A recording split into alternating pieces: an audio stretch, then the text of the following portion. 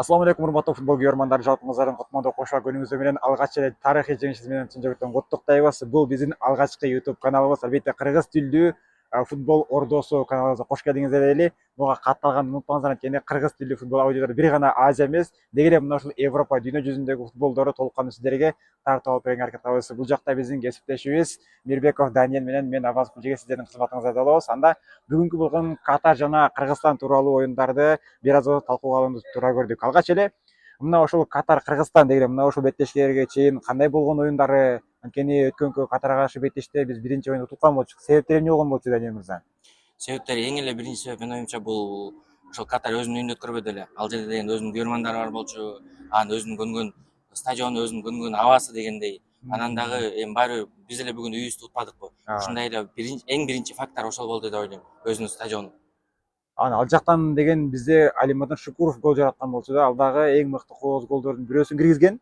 Бирок ошого карабастан биздин оюнчулар утулуп калган болчу. Автогол болду, башка гол болду. Бирок ал жактан биздин оюнчулар бир аз пассивдүү ойноп барган болчу да. Ал жактын себептери эмне? Балким күйөрмандар жоктугу болдубу же кандай? Менин оюмча түздө түз эле ошол байланыштуу, анткени деген бүгүн стадиондун ичинде аябай бир кандай десем, 12 000ден ашык адам келди. буга чейинки болуп көрбөгөн атмосфера болду да. Биринчи орунда ошол сиз айткан эң көп адам келди, 13.300 канча адам келди. Аны жаңы коюлган ред экрандан көрсөтүштү. Буга чейин биз көрө алчу эмеспиз канча адам келгенин. Анан мурунку мисалы оюндарда ошол эле Түндүк Корея менен болгон оюнда 9.000 киши келген. Мен аны даана билем да. Ал оюнда болсо биз 1-0 менен эле утканбыз да. А бул жерден болсо 3 гол киргизип, илтеген Азиянын чемпиону менен 2 гол, жок 2 гол айырмачылыгында жеңишке жетип атабыз. Бул деген менин оюмча мындай планканы мондай эле көтөрөйдүк деген сөз менин оюмча. Мен кубанган нерсем ошол, анткени бул Катар деген жөнөкөй команда эмес да. Ошол өткөнкү акыркы Азия чемпиондор болгон бул командачы. Мен деген Иранды, Өзбекстан, кыскасы топ даражадагы командалардын баардыгын жеңбеген мына ошол Катар болчу. Эми ал жакта айттык, акчасы менен башкасы менен бизге айырмасы жок болчу да. Бул жолкусунда биз тарыхый жеңишти камсыздап дагы эми дүйнө чемпионатына боло турган мүмкүнчүлүктөрдү дагы да жолун ачып алдык десек туура болот. Анткени эгер таблицага карап көрсөңүз, бизде 6 упайга ээ болдук дагы, Катарда азыр 10 упай. Айырмачылык болгону 4 упай, алда дагы 2 оюн бар. Буюрса ошол 2 оюнду жеңе турган болсок, иншалла биз дагы жок деген 4-чү этап менен болсо дагы дүйнө чемпионатына чыгуу мүмкүнчүлүктөр бар. Эми бүгүнкү оюнга токтололу. Бүгүнкү оюн буюрса алгачкы гол кандай кирди, кимдер жаратты, неге эле мына ошол гол күтүлгөн беле биринчи таймда, болгону дагы биринчи бөлүмдүн акыркы мүнөттөрүндө гол жаратуу бизге канчалык деңгээлде оюнчуларга дем күч алып келип берди? Биринчи голду тепкенде мен негизи биздин дарбазанын артында тургам. Биздин эмес, каршылаштын дарбазанын артында туруп турмун. Анан Валерий Кичин менен дагы бир оюнчубуз, азыр эсимден чыгып атат. Топто турганын көргөн болчумун. Мен мындай кадимкидей эле баягы штрафной зонанын ичине топту көтөрүп берет деп ойлогон болчумун. Бирок деген Валерий Кичин жер менен топу соккузатты. Анан дарбазанын сызыгынан топтун өткөнүн көрдүм. Андан кийин стадиондун кыйкырганын уктум да. Андан башка эч нерсени билген жокмун. Өзүм эмне кылып атканымды түшүнгөн жокмун. Бир карасам, менин фотоаппаратым жерде жатыптыр да. Кубангандан деңиз. Ооба. Анан мындай кандай десем, бир кап айтпасам 15 секунд көзүм жоgoттум окшойт. Ошол гол кергендечи байкабай калдым да кантип кирип кеткенин. Бирок Валерий Кичин киргизгенден кийин кадимкидей менде ишеним пайда болду. Бүгүнкү оюнда бир сөзсүз бир мындай ийгиликтүү бир оюн болот экенчи. Ооба. Бул нерсени мен деле байкадым, анткени эгерде байкаган болсоңуздар, деги эле мына ушул сыртка чыгып ойносок деле, мисалы Катарга утулуп келдик 3-1, Бириккен Араб Эмираттарына утулуп келдик. Бирок кече күнү Өзбекстанга барган учурда кандай тариздүү оюндар буруп келдик да, анткени жалпылай 10 оюнчу болгонубузга карабастан мыкты бир коргоонду орундаттык, сейфтер болду, башкалар болду. Эржан Токотаев пикке чыккан болчу ал учурдачы. Бүгүнкү күндө жалпылай оюнчулар пикке чыкты. Ошол эле коргоочулар болсун, чабуучулар болсун. Бир демак менен алдыга чыкты. Бир демак менен коргоонго кайтып кетишти дагы. Мына ушул даражага жетише алышты десек дагы туура болот. Мисалы ошол Валерий Кичиндин голу көпчүлүк күйөрмандар күтүп атышты да. Азыр мен жанымдагылар айтышты, гол болот, азыр гол болот, карай, видеого тарт дешти да. Мен видеого тарттым, ошол убакытта Кудай насип кылып эми гол жараттык жана болгону дагы биринчи бөлүмдүн аякталышына бир канча мүнөт калганда гол жаратканыбыз деги эле мына ушул күйөрмандарга дагы, биздин оюнчуларга дагы эң чоң күч дем болсо дагы жаңыртпасак керек. Андан кийин ошондон ары дем эс алууга чыктык. Биринчи бөлүм жыйынтыгы боюнча күйөрмандар кубанычта, биздин оюнчулар дагы мыкты оюн маанай менен кирип кетишти. Андан ары кандай болду сиздин оюңуз? Негизи бөлүм боюнча оюн башталганда эле, баягы ортодогу калыс старттык ышкырыкты бергенде эле оюндун биринчи мүнөтүнөн эле мен өзгөчө белгилеп кетким келет да. Биздин командабыздын коргонуу бөлүгүнчү. Анткени деген бер жака Акрам Афиф келип атты, дагы башка Ал Моезали бар, эң жаш тажрыйбалуу оюнчу, бомбардир. Катардын чабуулдары арт артынан болуп атты да. Бирок ошондо дагы туруштук берип, ар бир келген чабуулду, соккуну тосконго кадимкидей мындай туруштук берип атышты ошол нерсенин бардыгыначы. Ошончолук күчтүү оюнчуларга карабай. Бир эле коргонууда иштебестен, өзүнүн жумушун аткарбастан, алар алдыга дагы барып, биздин чабуулчуларыбызга мурунку оюндарда байкасаңар Кожо Жоэлдин кадимкидей жалгыз болуп, ага жардамчы жетишпей, мындай как будто бы ага мындай ассистент жетишпей аткан көрүнүп турчу да. А мунусунда болсо кадимкидей мынакей биздин 5 Чабуулда дагы кошулуп атты. 5 коргонубуз болсо, 5 коргонуучунун тең мындай Кожого пас бергиле дегендей задачасы болгондой көрүндү мага. Бирок ошол эле тагдырда карасаңыздар, эки жактагы коргоочуларыбыз болушунча алдыга чыкты да, ошол эле Кенжебаев башкасы болсун, алдыга чыгып, Кожого дагы, Зарипбековго дагы жардам берип атты да. Ал эми Алимардан Шукуровдун бул жерге кошулган чындыгында magic болду чындыгында. Пастарды бериши, ошондой эле топту көзөмөлдөсү, башкасы дагы уровень чындыгында көрсөтүп койду Алимардан Шукуровдукучу. Алимардан бир гол жаратты, буга чейин гол жараткан болчу, бүгүн да гол жаратты. Кыскасы, Алимардан Шукуровдун түшкөнү дагы бизге бир топ жардам берсек турат. Ошол эле мисалы, экинчи бөлүмгө түшкөндөн кийин көрдүңүз, Ахмед Сухайл Вахав дептир бул жерде, Хавах дептир. Ушул инсанды гол жаратты дептир экинчи гол, бирок Лукас Мендес айткан болчу, биздин титрга чыккан Лукас Мендес чыккан болчу да. Эми буштамадан гол жарабы. Ал жерде эмне болду? Кандай мүмкүнчүлүктөр болду? Катар мамлекеттин, ал эми бизден кандай кемчиликтер кетти? Коргоочудан же дарбазачыдан кеттиби? Менин оюмча бул жерде эч кимди күнөөлөгүм келбейт. Анткени деген биздин коргоочулар ошол жерден өзүнө коюлган баягы тапшырманы аткара алышты да. А бирок тилекке каршы ошол тапшырманы адам болгондон кийин бул жерде адамдык факторду күнөөлөбөкмүн мен. Анткени деген баягы бири-бирине ишенди окшойт ошол жерденчи. Бул карап коет дегендей болупчу. Анан ошондуктан дагы бири-бирине ишенип атып, анан гол жаралды го деп мен ойлоп атам. Мен жеке пикиримде бул жерде Катар мамлекетинин баары бир уровень даражасы көрсөтүп кой деп атам. Анткени стандарттык мүмкүнчүлүктөрдөн мындай чоң даражадагы командалар баары пайдаланат да. Жок дегенде 2-3 мүмкүнчүлүктөрдүн бирөөсүн пайдаланып кетет. Биз буга чейин ажырбасам 3 жолу буштама болгон. Ошол 4-үнчүсүндө гана булар бизге гол жаратып кетти. Болгондо дагы дарбазачыга бизге тоскоолдук кылды. Буга чейин Токотаевдин канча сейв кылгандарын көрүп кетишти да. Андан кийин Токотаевди 2-3 жактан камоого алды. Калган оюнчулар бул жактан кошулуп келет. Ошол учурда гана Лукас Мендес баш менен гол жаратып кетишти. Ал эми Токотаев эч нерсе кыла алган жок. Ошо кородон чыкпай калды да. Аны жабып коюшту кыскасыча. Сиздин оюңузча Катардын коргоочулары атайлап Токотаевди жабышкан. Ооба, анткени буга чейин сейвти көрдүк. Болгондо дагы мына ушул немеге чейин, даражага чейин ажырбасам 32 сейв жараттыр. Бул мына ушул дүйнө чемпионат тандалуу этаптарындагы эң чоң даражадагы көрсөткүч да. Туура. Башка курамаларга караганда. Ооба, башкаларга караганда биздин Ержан Токотаев азыркы учурда көрөт болсо Италия башка болот, ФНЛ ошо Россия чемпионаттарда кызыгат эди. Бирок эми нет кылабыз. Топ даражадагы топ 5 чемпионаттар келсе, биз үчүн дагы, Токотаев үчүн дагы сүйкүмдүү жаңылык болмок. Андан кийин бул жерде Лукас Мендес 56-мүнөттө кызайып кагаз алды. Болгондо дагы түзүнсүз кызайып калган кагаз алуусунун себептери эмне болду? Кандай болду? Түзүнсүз кызайып кагаз алгандыгына бул ортодо башкы калыс менен кандай десем, жаман мамилеси болду окшойт. Анткени деген башкы калыска мындай жаман сөздөрдү айтты окшойт. Жана башкы калыска ошол өзүнүн эмоцияларын көрсөттү окшойт. Ошондуктан дагы азыр багы оюнчулар менен калыстын ортосундагы мамилени катуу карап атпайбы, FIFA болобу, АФК болобу, сүйлөшпөсүн. Мен деген Реал делде бар. Контакт кылбасын, только капитандар сүйлөшсүн деген сыяктуучу. Ошондуктан дагы багы калыс өзүн коргоо үчүн деп айтсам туура болобу? Анткени деген андан дагы көп мындай кандай десем, сөздөр чыгып кетпесин деген окшогончу.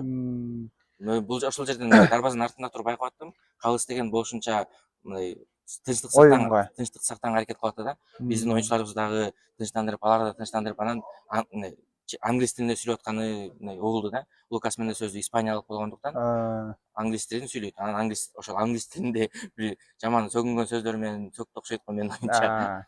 Мен жеке пикиримде бул жерде биринчи фол кылган, анткени биздин оюнчубуз чабуулга чыгып бараткан болчу, ошол жерден жыгытты жана ал жерден сарайып кагаз болмок да. Башка сарайып кагазды көрсөтүп атпаймын. Бирок ошол эле учурда тиги Лукас Мендес ашыкча сөз сүйлөп, башкасы менен талашып кетти. Аны Акрам Афифте да кошо нарга четке тартып атты, бирок болгон жок да. Анын натыйжасында Лукас Мендеске баш калыс болушунча түзөтүбүз кызайып кагазын жасалып койду дагы оюндан четтетти. Бул деген бизге дагы мүмкүнчүлүктөр жаратып берди. Толук кандуу коргонууга өтпөстөн бизге чабуулга өтүүгө да мүмкүн. Прессинг абалында ошол эле мисалы 62 минутта бассам Гүлжөгөт Алыкулов менен Кайрат Жыргалбекулунун түшкөнүн дагы кожого жардам иретинде түшүр десек туура болот. Анткени Крестинин мисалы ушуга чейинки оюндарды көрсөңүздөр, башка болсоңуздар көбүнчө коргонуу менен оюн алып бараткан болчук. А бул жолкусунда бизде коргонууга мүмкүнчүлүк да жок болчу. Ал коргонуу биздин жолубузда эмес болчу да, анткени бизде башка мүмкүнчүлүк да жок болчу. Алдыга чыгыш керек болчу, гол жараш керек, андан кийин гана коргонуу өтсөк туура болмок. Ошол учурда биздикилер болушунча кызыгып калгандан кийин болушунча чабуулду башка кылып прессинг болгон топтарды табат. Ошол эле алдагы Кожо Жоэл, Кайрат Жыргалбеков жана Гүлжөгөт Алыкуловдор өзүнүн мыкты тарыздагы оюндарын көрсөтүп келе алды. Натыйжада биз дагы экинчи голго жакындап жана экинчи голдун дагы көрүүгө жетише алдык бул жерде. Көрдүңүздөр. Александр Мищенко чын мындай сөз менен түшүндүрүп жеткизип бере алгыс гол, шедевр голдордун бирөөнү урду да, чындыгыначы. Биз топ тепкенин көрдүк, анан дарбазага түшкөн эң көп. Ошондо гана өзүбүзгө келдик. Сүйүнчү күйөрмандар дагы. Мищенконун өзүнүн эсине кала турган оюн болчу. Бул Мищенконун биринчиден бул жерде Катар командасынын кетирген коргоочулардын айыптары болду. Анткени баардыгы оң капка үйүлүп кетти да, Гүлжөгөт алдашып кетти. Ошол учурда баардыгы прессинг ошол жакка өттү. Андан кийин гана бул жакка Мищенкого карап пас берилди. Пастан кийин Мищенко эч кандай кыйынчылыксыз сол бут менен болгону дагы дарбазанын тогуздугуна карай жолдоду. Ал соккуну мен деген дарбазачы да кайтарган жок. Натыйжада шедевр голдордун бирөөсүн жараткан абалда биздин экинчи голубузду тартуулап берди. Чындыгында Мищенкого дагы чың ураасыз айтабыз жана алдыга чыктык. Андан кийин Акрам Афиттер болсун, башкалар болсун Катар толук кандуу алдыга чыгууга мажбур болду. Себептерин айтып кетиңиз. Ошондой эле андан кийинки оюндарда Алиман Шукуровдор дагы болду. Мен статистика жөнүндө сүйлөшкүм келип атат. Анткени деген бул оюн башталганча эле ошол Өзбекстан менен оюн болуп атканда эле билесиңер, алдыда бизде Катар менен оюн бар. Катар деген бул дүйнөнүн Азиянын 2 жолку чемпиону. Катар деген күчтүү. Утулабыз дегендей маанай менен көпчүлүк күйөрмандар турган деп ишенишкен эмес деп айтсак болот. А бул жерден болсо статистиканы карасак, топко ээлик кылуу тең бирдей эле. Катардык 54, биздики 46 экен. Тең. Тең барып Тажикстан менен ойногондой эле болуп калды. Ал эми соккуларга келгим келип атат дейбизби?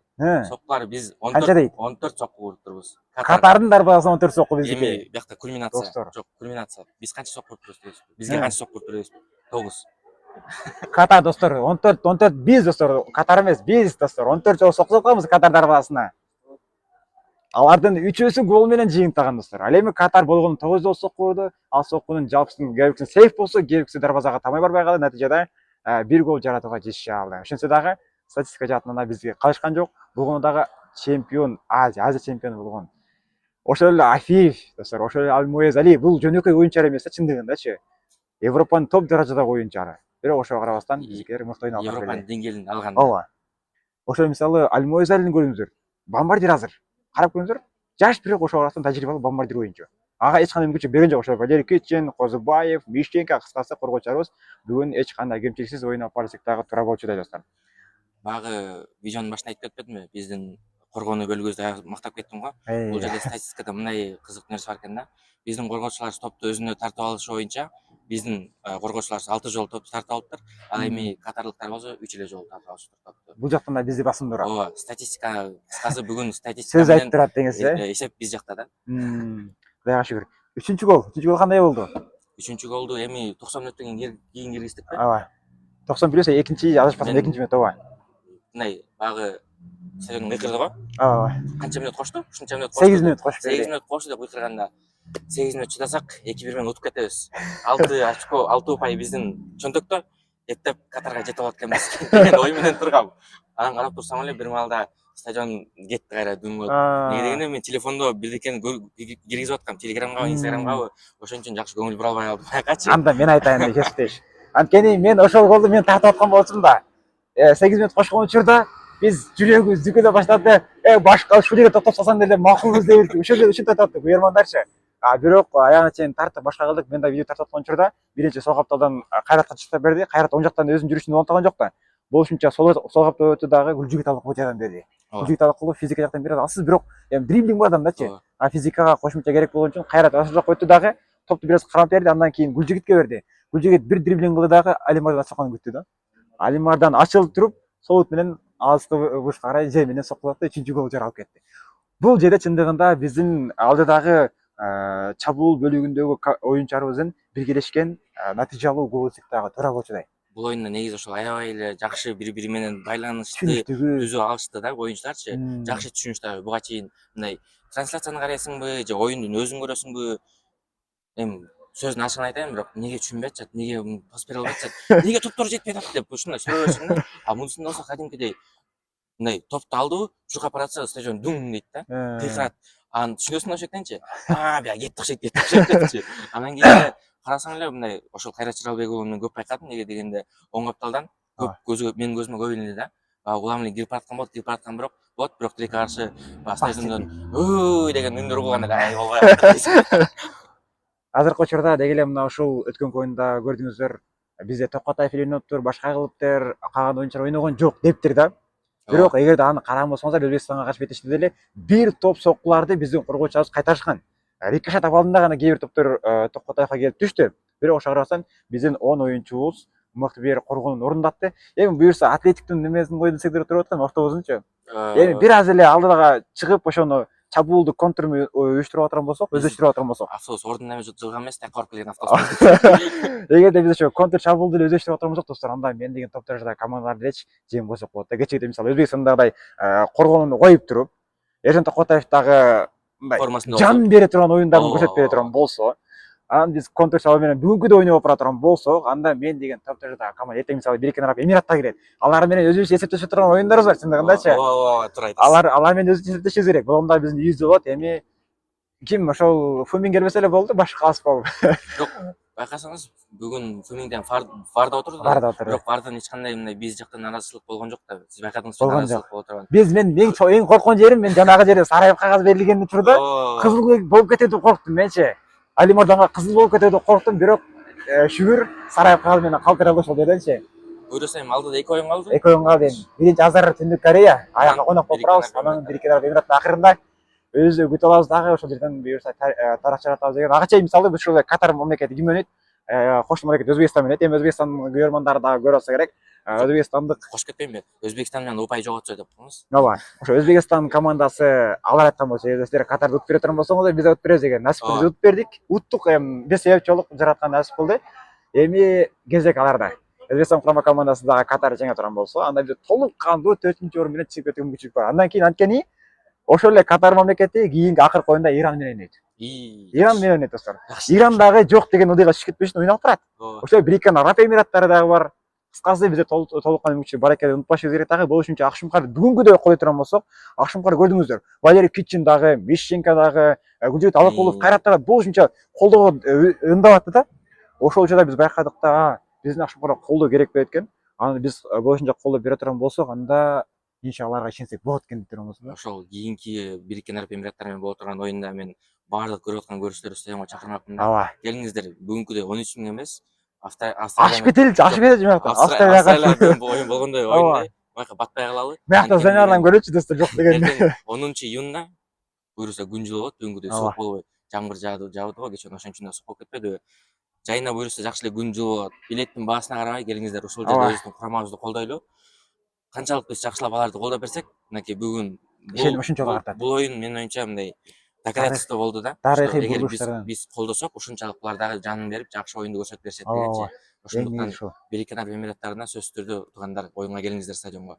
Достор, азыр толук кандуу оюн бүткөндөн кийин айтып беребиз. Азыркы учурдагы жадыбалга токтоло турган болсок, азыр Өзбекстан командасы менен Иран ойноп атат. Өзбекстан командасы бир гол жараткан болчу. Эсеп сандары 19 упайлар, жалпы упайлар 8 оюнда. Бириккен Араб Эмираттары бир сааттан кийин ойноп барышат. Түндүк Кореяга каршы беттешти. Ал оюнда жеңе турган болсо, Түндүк Корея 13 упай менен алдачып кетет. Биз ниеттенип кылабыз, эми Түндүк Кореядагы Бириккен Араб Эмираттарын алып калат деп ниеттенебиз. Анткени алар дагы 10 упай менен калат дагы, бизге дагы аларга жетип калышка мүмкүнчүлүктөр пайда болот. Андан кийин Катар мамлекети 10 упай менен калды. 8 оюнда биз 8 оюнда 6 упай топтоп Катардын аркасынан колоп келе жатабыз жана Түндүк Корея акыркы оюнда, бул негизи эле Түндүк Корея бул чемпионаттан коштошсек дагы туура болчудай. Түндүк Корея бүгүнкү азыркы болуп аткан оюнда менин оюмча бардык кыргыз эли, кыргыз футболунун көрөрмандары Түндүк Кореяга көрөрмандык кылышы керек. Анткени деген Өзбекстан дагы бар. Ооба, Өзбекстан ал само собой дем. Ооба. Түндүк Кореяга көрөрмандык кылсак, Түндүк Корея мисалы утуп кете турган болсо, 3 упай алат дагы, 5 упай менен баары бир бизге жетпей калышат. Бул жерде Бириккен Араб Эмираттары эми упайын жоготот да. Анан бизге дагы 3-же 4-орун менен кийинки ишенимдүүрөөк болот этапка чыкканга ишенимдүүрөөк болот да. мындайча айтканда тынчыраак уктайбыз да. Переживать этпей. Эскертип кетчү нерсе достор, азыркы учурда билесиздер, 3-этаптагы жалпы 18 команда болгон. Аларды 6 командадан бөлгөн дагы 3 тайпага бөлгөн. Биз А тайпадабыз. Азыркы учурда 1-2 орунду алган командалар жалпылай түздөн түз дүйнө чемпионатына жолдомо алышат. Андан кийин 3-4 орунду алгандар 4-этапка өтүп, андан кийин гана өз ара оюндардан кийин башка дагы мүмкүнчүлүктөр болот да. Кыскасы бизде достор мүмкүнчүлүктөр бар. Биз ишенели болгону, келип колдоп берели, жетишелиңиздер. Ушуну менен Жыйынтыктайлы. Ооба. жакшы эле биздин оюндарыбызды айтып берди окшойт. Эми буюрса да алдыда оюндар бар. Эгерде биздин катталуучуларыбыз, көрүүчүлөрүбүз бизди жакшылап колдоп берсе, биз дагы мындан ары Азыр бир аз үшүп атабыздар, ошого жумушубузду болуп чыгып кетет. улантып, жакшылап, андай кандай десем, Элге кызмат. футбол Чөйрөсүндө элдерге кызмат кылып, жакшы контенттерди силерге чыгарып турганга аракет кылабыз. Кыргыз ордосу, кыргыз тилдүү футбол аудиториясы менен Футбол сиздердин ордосу. кызматыңыздарда. Футбол ордосу сөзсүз түрдө биздин каналга катталыңыздар. Анан дагы алдыдагы чыгарылыштарды күтүңүздөр. Анан бул биринчи биздин чыгарылышыбызды ким дагы футболго кызыккан туугандарыңар болот, тааныштарыңар болот. Комментарий калтырыңыздар, лайк басыңыздар, колдоп бериңиздер достор, жетишели. Ошолорго таратып колдоп берсеңиздер, бизге дагы ошончо иштегенге мотивация болот. Ооба. Бизге бир лайкыңыз болсо, чын айтайын, бир лайкыңыз көргөндө көз кубанып, бизге дем күч берет да, давай иштеш керек экен, давай кет деп элечи. Бизди көрүп аткан турбайбы? Ооба. Достор ушундай. Эми операторго чындыгында азыр колу тонуп болсо дагы видеого тартып алат. Чын жүрөктөн рахмат айтабыз. Буюрса эми аудитория бир аз болбой калды. Иншалла кийинкилеринде мыкты бир Дөлөн Өмүрзаковдун астында турабыз. Сразу эле чыга калып эле жаздырып атабыз.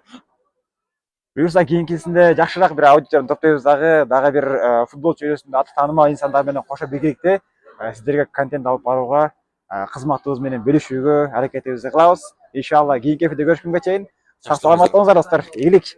Куттуктайбыз тарыхый жеңиш менен.